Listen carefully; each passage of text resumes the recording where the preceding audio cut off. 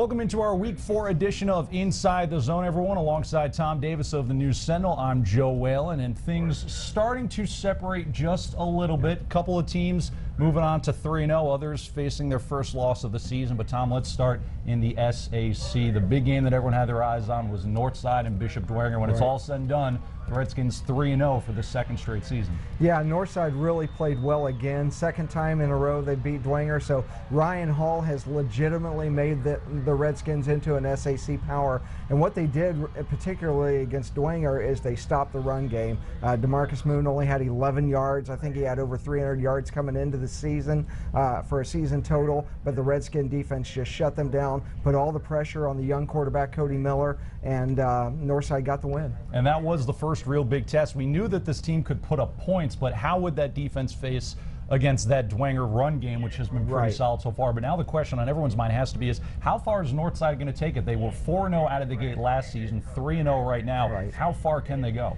Well, I think they're very, very good. In fact, I think they can get by Mishawaka this year, unlike last year when they didn't. But I don't know if they're good enough to beat Snyder. Snyder is so good on both sides of the ball. They're dominant. So I think that's really going to be a challenge for Northside. But you know what? We doubted them last year, and they got by Snyder last year. So don't doubt them again. But yeah, Northside, I think, clearly is, if not the second best team, because we don't have a good feel on Lures yet still, but they're either the second best team in the SAC or the third best team. Well, let's start with Lures. You just referenced them. Their first real convincing win of the season, taking down Southside 31-6. Do you feel like now maybe this is something they can build on and get into a bit of a rhythm, because they have been a little slow out of the gate? Well, the Northrop game really surprised people. The Snyder loss, you know, they were one catch away from beating Snyder, so that was a really impressive game, even in defeat.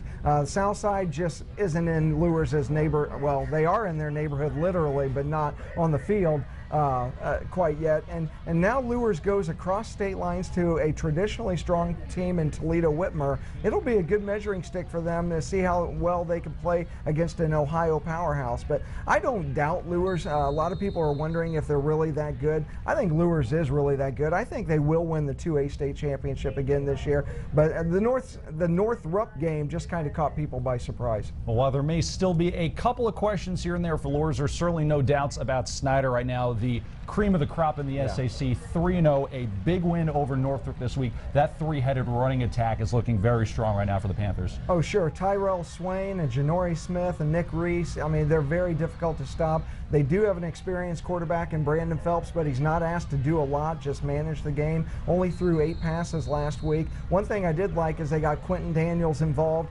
They used to rely solely on the tight ends. They've got Quentin Daniels involved. He had 4 catches last week. And I'll tell you what, Snyder is better this year on both sides of the ball than they were last year. And I think Penn has come down a notch. Penn's already been challenged a couple of times this year by Valparaiso and Mishawaka Marion. So last year when Penn dominated Snyder twice, once in the regular season, once in the playoffs, I don't think that's going to happen this year. I think the emotion of being in Fort Wayne, it's a Saturday night game, everybody in the city is going to be out there. I think Snyder knocks off Penn this year. Well, like you said, that will be the big matchup this week. And the rare Saturday high school game, Snyder hosting Penn. Penn comes in ranked number 3 in the most recent polls. Snyder is 8th.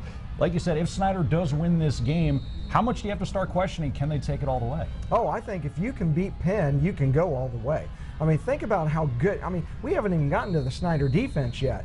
I mean, you saw them opening week. They were hard-hitting, they were fast, they were violent even within the rules. I mean, they were just so impressive. And the offense is very impressive in its own right, especially with those tight ends as dangerous as they are. So I think Snyder has all the possibilities of going far into the tournament.